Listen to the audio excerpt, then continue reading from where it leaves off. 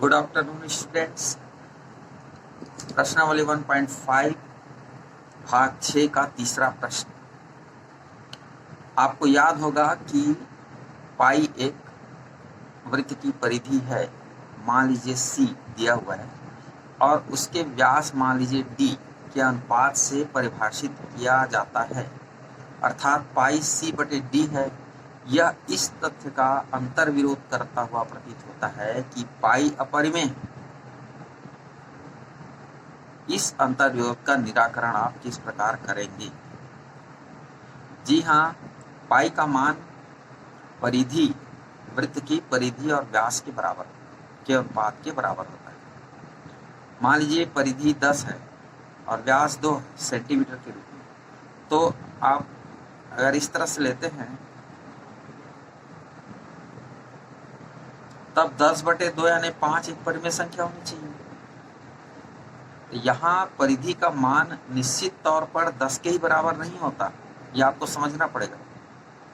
Exactly 10 नहीं होता, 10 के सन्निकट उसे मान सकते हैं। ठीक उसी प्रकार व्यास की दूरी 2 सेंटीमीटर के बराबर नहीं माना जा सकता, उसके सन्निकट मानते हैं।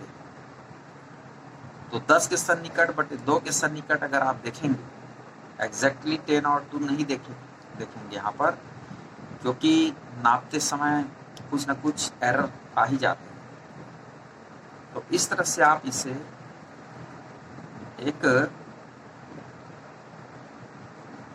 अनुपात, ऐसे अनुपात के रूप में देखेंगे जिसका दशमलव निरूपण आसान अनावर्ती होगा, और इस प्रकार आप इसे अंतर्विरोध को समाप्त कर सकते हैं। इसमें कहीं कोई अंतर्विरोध नहीं है और इसलिए पाई एक अपरिमेय संख्या है। प्रश्न चौथा प्रश्नावली 1.2 के प्रश्न 3 की तरह ही है, जिसे आप हल कर सकते हैं। पहले भी इसे हम बता चुके हैं। अब प्रश्न 5, हरों का परिमेयीकरण कीजिए। परिमेयीकरण का अर्थ होता है करनी को हटाना, तो हर में जो करनी है उसे हटाया जाए, ये कहना है परिमेयीकरण। तो इसके लिए अंश और हर को वर्गमूल 7, हर में वर्गमूल 7 है, 1/वर्गमूल 7 पहला प्रश्न। तो वर्गमूल 7 से जो हर में वर्गमूल के रूप में है उसी संख्या से हम गुणा कर देंगे। तो वर्गमूल 7 और वर्गमूल 7 से अंश और हर को मल्टीप्लाई करने से वर्गमूल 7 का 1 से गुणा करेंगे तो वर्गमूल 7 ही होगा, और वर्गमूल 7 में वर्गमूल 7 किसके बराबर? 7 के बराबर। यही इसका आंसर है। दूसरा प्रश्न है 1/वर्गमूल 7 ऋण वर्गमूल 6। ऐसे प्रश्न को हल करने के लिए, करनी को हटाने के लिए क्या करते हैं? चिन्ह को बदल देते हैं। दिए गए हर में संख्या का, दोनों संख्याओं के बीच के चिन्ह को बदल देते हैं। ऋण है तो धन, धन है तो ऋण, और इस तरह लेकर के अंश और हर को मल्टीप्लाई कर देते हैं। तो ये हो जाएगा वर्गमूल 7 गुणा में वर्गमूल 7 धन वर्गमूल 6, वर्गमूल 7 धन वर्गमूल 6। ऐसे गुणा करेंगे तो मान वर्गमूल 7 धन वर्गमूल 6 ही रहता है।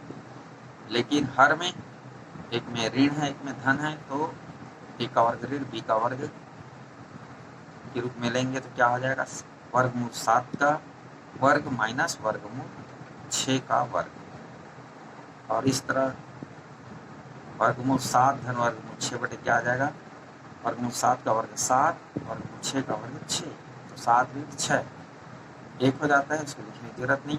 वर्गमूल 7 धन वर्गमूल 6 इसका आंसर हो जाता है। तीसरा प्रश्न 1/वर्गमूल 5 धन वर्गमूल 2। इसमें अंश और हर को किससे गुणा करना पड़ेगा?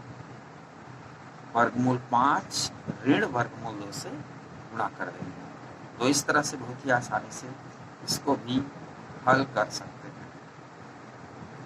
दूसरे प्रश्न की तरह भी इसे हल किया जा सकता है। और इस प्रश्नावली का अंतिम प्रश्न है 1/वर्गमूल, चौथा प्रश्न 1/वर्गमूल 7 ऋण वर्गमूल 2।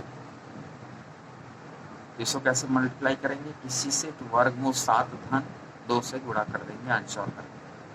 यहाँ पर ये वर्गमूल 7 धन वर्गमूल 2 है। वर्गमूल 7 धन 2 हो जाएगा और हर में वर्गमूल 7 का वर्ग ऋण 2 का वर्ग। तो इस तरह से वर्गमूल 7 धन वर्गमूल 2 बटे 7 ऋण 4 और इस तरह से वर्गमूल 7 वर्गमूल 2 बटे 3 इसका आंसर आ जाएगा। Thank you.